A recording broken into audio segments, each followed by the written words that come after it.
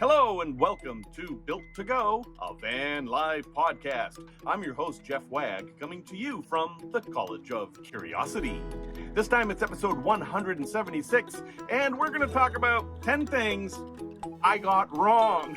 That's right, we're going to do it here in a van down by the river, which, is kind of our goal, right? We're also going to talk about Haiti and a strange encounter I had there, an idea by a listener named Cody, who I think has a great idea, and I'm going to share it with you. And we're going to talk about a museum that's full of bad art. Hello, everyone. Welcome back. Very glad to have you here. This episode of the podcast will have no commercials. Thank you very much to Carrie and Kent. I really appreciate it. If you would like to help support this show, you can go to buymeacoffee.com/built-to-go. That's 2 T's, not 3, not 1. Getting better at that. And I did fix it. It now says buy me a gallon rather than buy me a some diesel. So I'm making progress. Anyway, guys, this is episode 176. And over the years I've been doing this podcast, I've gotten some stuff wrong. And I've gotten more stuff wrong that I'm probably aware of. So first, I'd like to give you an invitation that anytime you hear me say something wrong or that you're not sure of or that you disagree with or whatever, please let me know. Now, if it's a matter of opinion, yeah, we might disagree. But if it's a matter of fact, well, there's no reason to disagree. We just have to figure out what the facts are. And if I'm wrong on a fact, boy, I really want to know about that. So you can always email me at jeff@builttogo.com, and I will happily engage in a conversation with you. Because honestly, I don't care if I'm wrong. I like being wrong because the moment I recognize I'm wrong, I'm actually more right. That means I've learned something. That means I have a better, more accurate perspective, and really that's super important to me. So please help me out. In the meantime, here are 10 things that I know I got wrong, and well, I apologize, and all I can do really is spill them for you right now. So number 1, inverters. If you've been a long time listener of this program, I have been very, very negative about inverters since day one. And the reason is that I was building out an NV200 with just 12 volts in it. No 110 volt stuff, no inverters, because inverters are inherently inefficient. You lose power. And since I was doing such a spare build where I wanted to maximize the amount of juice I could get out of my meager batteries, now remember, I had two 35 amp hour AGM batteries in this thing. So 70 amp hours, but AGM, meaning I can only use half. So I had 35 amp hours of power in this van, and that's not a lot. I had a 12 volt compressor fridge, several fans, a water pump, lots of lights. I had all this stuff that was running off of 12 volts, and I'm charging my electronics in there too. And you know what? It worked fine. I never ever ran out of power. The 200 watts of solar on the roof and the variable voltage relay that I had under the hood kept the battery charged. So great. But now that I'm in this much bigger van, and for those on the podcast who aren't watching me right now, I am sitting in my van down by the Chicago River right now. This van has given me a new perspective. I have enough power in here that I don't have to worry about the inefficiency, and the inverters come in actually very handy. I have a microwave oven in here that runs off the inverter. I charge power tools with the inverter, and sometimes it's just nice to not have to think about it and just plug in whatever you want. So I think I was too harsh on inverters. I do think they have a use, but I'm still thinking that you shouldn't rely on them too much. I know people who build their rigs where everything runs on 110 volts. There's no reason to run your lights off of 110 volts, or even fans for that matter. So anyway, I apologize to the inverters. I was a little too harsh. Number 2, I recommended a bank a while ago that should be perfect for van life. It's a bank with no branches, everything's online, and they had given me really good customer service at the time I recommended them. And the name of that bank is Ally Bank. Unfortunately, within weeks of me promoting them and saying, hey, this is a great bank, I've used them for years, their customer service turned awful. I've had unbelievable problems with them where the app doesn't work or there's no service, or at one point they canceled all my checks, all my unwritten checks. They just canceled all those numbers for some reason. So I was writing checks, like the check I bought the scamp with bounced. Not that there was money in the account, it's just that the bank for some reason had decided to not honor those check numbers. It took me a month to sort that out. It was a nightmare. So I'm sorry. I love the idea of an online bank, but Ally Bank has let me down and I can't recommend them anymore. Number 3, when I started building out this van, I was all excited to find these things that were these little tiny devices that were an MPPT solar controller and a DC to DC charger in this one nice, neat little package. And you hooked your solar panels into it and you connected it to your drive battery, your starter battery. And then boom, one-stop shopping in this little tiny package, not this giant Renogy Rover solar controller that I was used to. And I thought, wow, why isn't everyone using these? And it was fairly inexpensive. I think it was less than $300. Well, the reason everyone's not using those is because they're terrible. They are terrible. I've tried 2 of them now, and they're just a nightmare. They don't have any Wi-Fi connectivity. You can't really see anything except the very limited lights that are on them. And they do weird things. For example, the one I have installed in here now, which is the one I recommended on the show, it won't charge anything until the battery's dead. So sure, it will charge your battery with solar or the starter battery, but it waits until it's completely dead before it sends power to it again. That is not of any use to me.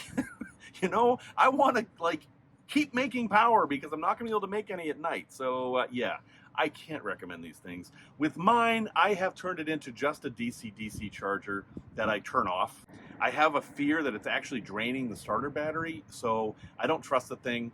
I don't recommend it at all, and if you do happen to have one, I'm sorry. You can use it as an emergency backup if your other controller fails, but no, don't buy them. Get a separate DC to DC charger and a separate MPPT controller. Number 4, another one, Robinhood. Robinhood, the stock trading service. I've had great luck with Robinhood. I've shared it with my friends, and they get a free stock, and I get a free stock, and it's like a great deal, right? And a week after I recommended them on the podcast, they pulled this thing with cryptocurrency where you would put in a buy or sell order and they wouldn't execute it. They were too busy, you see. They were overwhelmed with the number of crypto transactions and they couldn't service your order. And well, that's not acceptable. We're talking about money here. And I am by no means a day trader or anything like that, but some people are. And waiting even a minute to trade something can cost a lot of money. Never mind a week, which is how it was when they were really failing with the cryptocurrency. So things do seem better for them now, but there are so many options for inexpensive trading that, sorry, Robinhood, you guys were a pioneer, but you're just not keeping up, and it's going to take a long time to earn my trust back. Number 5, early on, I actually did a lot of research on this as to what kind of plants would be best in your van. Because, you know, hey, I like plants. You can't tell right now because I don't have any plants in the van, but plants are nice. They add a little hominess. They produce a little oxygen. They can even remove some chemicals from the air, you know, whatever. But there's one problem with them. You can't cross borders with them. So if you're going to stay in the country you're in, or literally in the state you're in, because sometimes the state borders matter, yeah, you can have plants and it's fine. And the plant I actually ended up recommending was something called a Z plant, which is like this unkillable plant. It doesn't care if it's sunny or not, or if it's dry or wet, it doesn't care. But if you try to go to Canada from the US, they're not going to be too happy if you have a plant. They don't want any soil brought in from the United States because it can carry pathogens that they don't have. And in Central America, it's similar things in South America. So if you have a plant, know that if you cross borders, you might have to throw it out. And I should have mentioned that in the plant episode. Number 6, air conditioning. I'm still on the fence on this. I'm not entirely sure that I'm wrong. But in the early days of this podcast, I was just like, no, you can't have air conditioning. Forget about it. No air conditioning for you unless you have shore power or a gasoline-powered generator. You are not having air conditioner in your van. That isn't entirely true anymore. There have been a number of new 12-volt air conditioners that kind of make it almost reasonable to put air conditioning in your van, but it's still out of reach for most of us. It's still going to cost you thousands of dollars. You're going to need a giant bank of batteries, and the most difficult part of it is a way to charge those giant bank of batteries. We're talking about 1,000, 1,200 watts of solar on the roof. And most vans' roofs aren't that big. So I was wrong to be so harsh against it. If you've got unlimited resources and you're willing to be creative, you might be able to get air conditioning in your van. And I'm talking about air conditioning that you can run all night. I mean, that's kind of my test. Can I run the air conditioning all night and then every night and not have to worry about it? That's my gold standard. And some of us can almost get there, but for most of us, nah. Number 7, I just did this a couple episodes ago. Switches.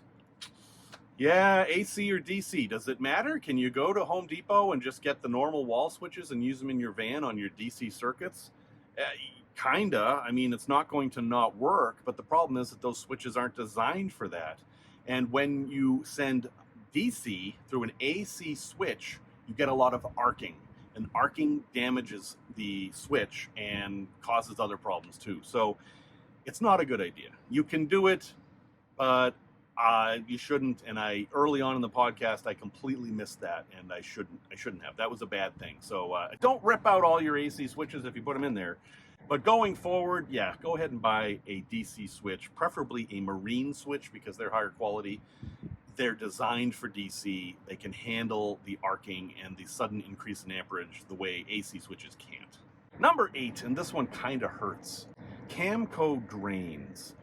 Camco makes these really nice drains for campers. They're traps. They go into the bottom of your sink, and they're a trap to keep the odors from coming up the hose. And they don't have that big P-trap. They just take up this little bit of space. It's this little tiny thing with a hose. And I've used them in a lot of vans. I have them in this van now, and they're great. But what I got wrong about them is that they don't solve a problem that people think they will. And that is if your gray water tank rises above the bottom of your sink, these things won't work at all. They get a lock in them, and then the water won't drain.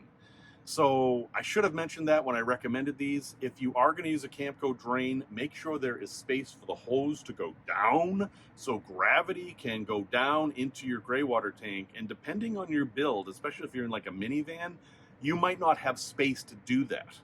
A normal P-trap is less sensitive to this issue.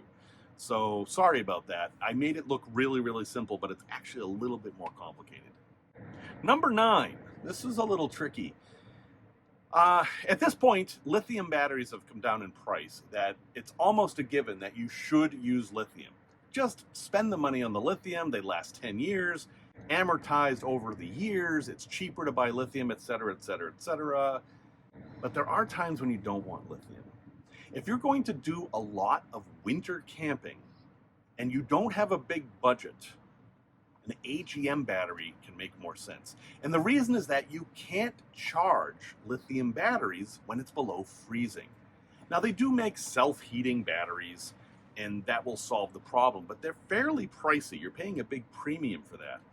And it might just be easier to get AGM. No, they're not going to last as long. No, they're not going to be able to be discharged as much. But they'll charge in any conditions just about, unless the thing's frozen solid, which isn't very likely. It's a much more durable battery for extremely cold weather. And that's a reason to not get lithium. So if you're in that circumstance where you're kind of like a ski bum and you're spending all your time skiing and you don't keep your van heated all day, yeah, AGM might be better than lithium for that application. And number 10, I'll bet you can guess what number 10 is. Yes, sir. Yes, ma'am. I'm sitting in it. Diesel Sprinter ambulance. That's 3 in 1. I bought this thing because it had low miles, it was a decent price, and because it had diesel, it got better fuel mileage. All those things should have meant that it would have been cheaper and easier for me to build into a camper. And no, none of that's been true. It's been incredibly expensive. The repair bills are outrageous. diesel costs went through the roof right after I bought this. And it turns out that an ambulance comes pre-built, but if you want to change anything, it's a nightmare. The way they put things in, there's stuff that overlaps stuff, and you basically have to take the entire thing apart. And if you're going to take the entire thing apart, well, don't get an ambulance in the first place. So yeah, I think I've said I'm wrong about that a whole lot of times. Do what I say, not what I do. But yeah, here we are. And heck, despite all that, I still love the van. So folks, if you find anything else that I'm wrong about, please let me know. I absolutely want to fix it.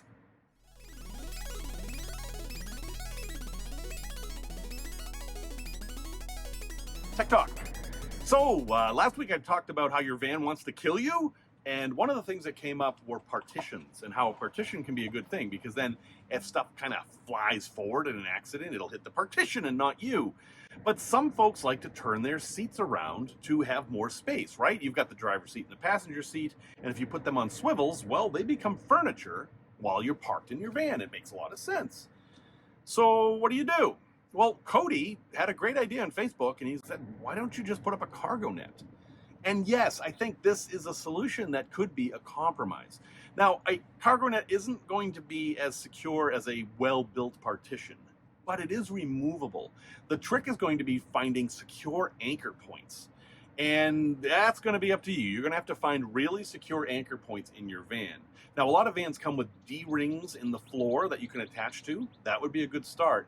But the ceiling part's a little trickier. What are you going to attach them to? The only idea I have in that regard is to see if somehow the seatbelt mounts can be involved, because they're one of the strongest points in your van. They're required to be. So if you can find a way to mount one of these to a seatbelt without compromising the seatbelt or changing it in any way, that might offer a little bit of protection. But you're not going to be as protected as if you have an actual solid steel partition. Anyway, I thought I would just pass that along. I thought it was a great idea and something to consider for someone who's building with swivel seats. And Cody, thank you.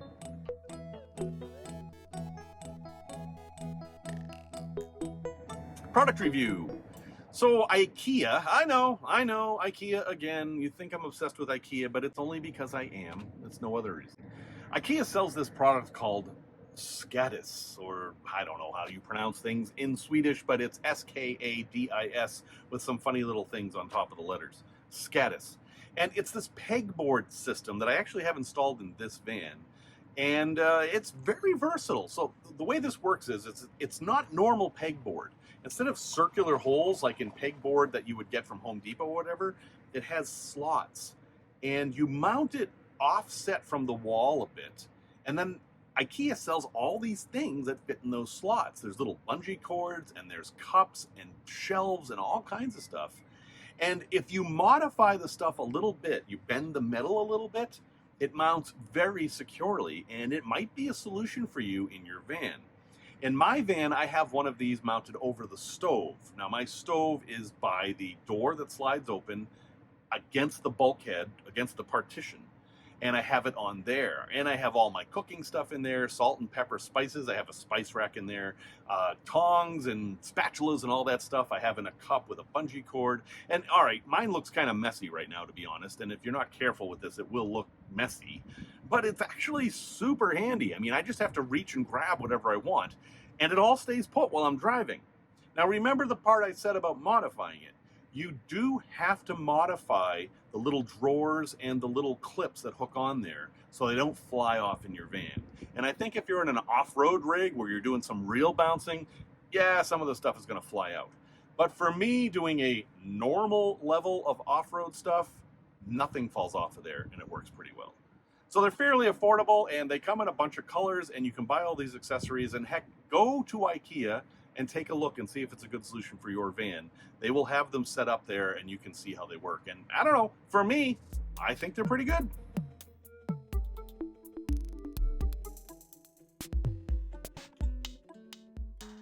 Tales from the road. So I was in Haiti, as one finds oneself, and as soon as I say that, as soon as I say I'm in Haiti, It conjures up an image, right? You're thinking of Haiti, however you envision Haiti, and that's probably wrong unless you've been there yourself. And you're envisioning me there doing something, but it's almost assuredly not what I was actually doing. This was about 20 years ago, and I found myself in the bay where Christopher Columbus actually landed on Hispaniola, the name of the entire island, and I'm on a jet ski. I'm going to guess that that's not what you imagined. So there I am on a jet ski, tooling about, minding my own business, when we stop in this bay, and we had a tour guide, and he was explaining how Columbus landed here, and, no big deal, whatever. And then all these kayaks launch from the shore, a ton of them, and a lot of them say Royal Caribbean on them because they're stolen kayaks. We were near a fishing village, and apparently the locals had acquired a whole bunch of kayaks and had used them to basically go sell things to the tourists. And hey, that's me. I'm the tourist. And so they come out incredibly fast, and then they surround the jet ski. So I literally can't move unless I run them over, which is not something I want to do. But they're not there to cause any harm. They just want to sell some things. And they've got all manner of wooden carved things that they probably didn't carve themselves. But, okay, I'll play along. But, I'm traveling, my bags are full, I really don't want a wooden thing. I'm cool with supporting them, right? I really want to support them. I understand that they are maybe trying to make enough money to have dinner. They're in a completely different situation than me. So I had this crazy idea. Now, I am not a big fan of missionaries. I'm not a big fan of people who go places and spread their religion. Because while some of them do some good, a lot of them don't. To me, it's a terrible thing to give somebody a Bible when they're hungry. And I noticed that a person had on his wrist, the guy closest to me, one of those rubber bracelets. And it said WWJD on it. And there was a little cross. And I thought, I'll bet this guy had an encounter with a missionary, and that's where he got this thing. But to me, WWJD doesn't mean the normal thing it means. To me, it means, what would Jeff do? And well, in this case, what Jeff would do is to point at the bracelet and pull $20 out of his wallet. Yes, I offered the man $20 for his rubber What Would Jesus Do bracelet. And I thought, this might be something that really matters to him. Maybe he's a deeply religious man and this rubber bracelet is something very important to him. But, he can say no, so we'll see what happens. And so I do this, and then nearly breaking the speed of sound, he tears the thing from his wrist and thrusts it in my hand and holds out his hand for me to give him the $20, which I do. At that point, he paddles away from the jet ski, and everybody follows him. And they're all looking at the $20 bill that he's holding in his hand like some prize. And then they're looking for their own bracelets, and they start pointing at them to see if anybody wants to buy them. And I sadly know I'm the only one who would actually do this. But yeah, I paid $20 for a WWJD rubber bracelet in Haiti, and I think that is the most good one of those bracelets has ever done.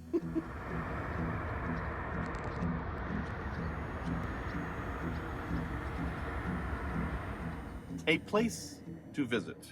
Now, this is a very visual place, and it's a little hard for me to just talk about, but it's a place I've been to, although it has moved quite a bit. It is called the Museum of Bad Art. Yeah, it turns out that there's a museum where you will find nothing but bad art. And that's kind of the point of the museum. This museum was started by some folks who kept finding trash art, or art in the trash, usually after college semesters had ended. College students move out and they have to put the stuff they're not taking home in the trash. And there was a lot of art. Some of it was art that they had made themselves. Some of it was art they bought. And, well, it's still art. And there's a fascination with looking at art that isn't wanted. It's still art, but it's not wanted. So what is it? What does it mean? What is the message? So the Museum of Bad Art, when I saw it, it was in Dedham, Massachusetts. It's now in Boston, Massachusetts. It's actually in a bar in Dorchester, or if you're from Massachusetts, Dorchester. In the Dorchester Brewing Company, which is at 1250 Mass Ave. And it's a collection of all this art that for some reason was discarded or someone else has said is bad. Now, Boston's a college town. You can start hours of conversation by asking the time-honored question, what is art? What is the purpose of art? And then modifying it by, what is bad art? Can the Mona Lisa be considered bad art? Can a chimpanzee painted as the Mona Lisa be considered bad art? Only you can decide. For me, I enjoy all of it. Some of it's just very strange, but to me, the purpose of art is to get you thinking and feeling, and this bad art does that. Although sometimes what it gets you thinking and feeling is, what were they thinking? Anyway, if you happen to be in Boston and you're looking for a brew pub, go to the Dorchester Brewing Company and you can just have a beer and then take a look at the walls, because the Museum of Bad Art is literally the walls of this pub. I love it, and the next time I'm in Boston, I hope to check it out again.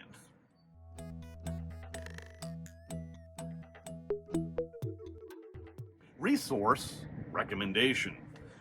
So this is another site I found that can help with a common problem, is where do you get windows for your van? Now, I'm not talking about the window glass, like the windshield and the driver's and passenger side windows or anything like that. I'm talking about the cool windows, like by Motion Windows or whatever company, that go on the sides of the vans. Where do you actually buy that stuff? I mean, you can go to the van outfitters, but they seem expensive and there's not all that many options. Well, I found a site that has a lot of options, and they seem to only sell really high quality stuff. And the name of the site is rvwindows.com. I'll have a link in the show notes, but folks, I think you can type in rvwindows.com. A great selection of all types of windows for whatever your application is. Now, it says RV windows, and that's because most RVs use the same windows. And the manufacturers of RVs typically just buy windows from a manufacturer, so you can find the same windows in a bunch of different brands. And, well, these are those windows. So you can find profile windows that kind of hug the side of the van, or you can find sliding windows with screens or whatever. At the very least, go have a look at their inventory and see what you think. I mean, maybe you'll get some ideas. I'm not sponsored by them. I'm not recommending them particularly. I just think they have a nice catalog, and they are a place to find this stuff. So go ahead and check out rvwindows.com and see if they have a window that'll work for you. Well, thank you very much for listening to episode 176. Music, as always, is by Simon Wagg. If you would like to help support this project, go ahead and buy me a gallon of diesel at buymeacoffee.com/built-to-go, and I really appreciate it. You guys have been super supportive, and that's why there are no ads on the podcast, which makes everybody happy. Until next time, remember the words of Brian Andreas, who said, I like geography best because your mountains and rivers know the secret. Pay no attention to boundaries.